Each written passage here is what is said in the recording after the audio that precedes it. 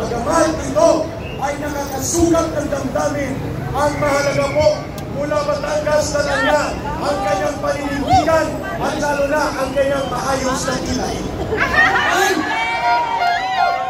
Salamat sa kilay mo! Maraming salamat! Salamat sa kilay! Ayos ang kilay at malakas ang loob ng paninindigan.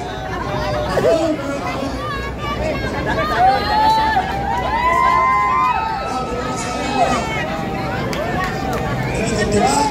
O, sige, magpapalik po ang process ng pagbabayan. At habang kayo po ay naghahanda, kayo mag-message na tayo ay pamurningan na.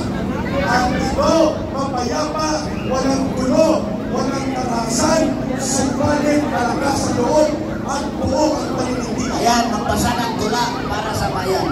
Tula sa korupsyon para kay Marcos Jr. Mga politikong ipinoto sa bayan ng inaasahang silbing tapat sa ating bayan.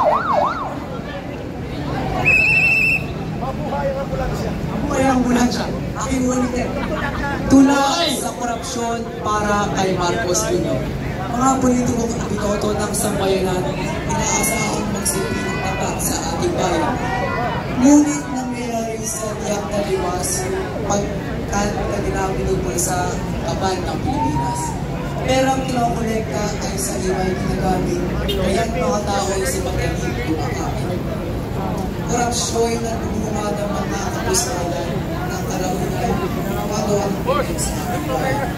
Korupsyon para sunod kung maitutuloy na dapat apulahin ang pinsala sa atin. Solusyon may hindi basta-basta pagkaan ng panahon ay atin rin itong pagtutunan. Tayo ng mamamayan ay dapat ang maniligan ipaglaban ating mga karapatan. Tayo may nasa ilalim. Ito'y hindi handa upang tayo umangat. Mabuhay ang mga Pilipino! Maraming salamat. O sige, kung magpamorningan tayo, ito pong rules sa voluntary. Ito lahat.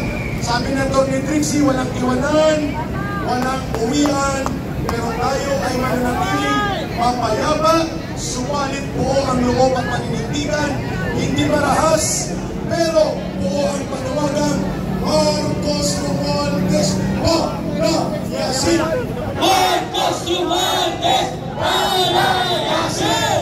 Marcos Romualdez, palayasin! O ka na daw ang awitin na nagpapakita ng paggalang at pagmamahal sa susunod na maging Pangulo ng Republika ng Pilipinas na higit na mas matilok at may direksyong maayos na tuwid si Vice President Sara Duterte. Pakinggan natin ang komposisyon ni Brother Saldi Suliman, Ilonggo, musikero, kompositor at romantiko.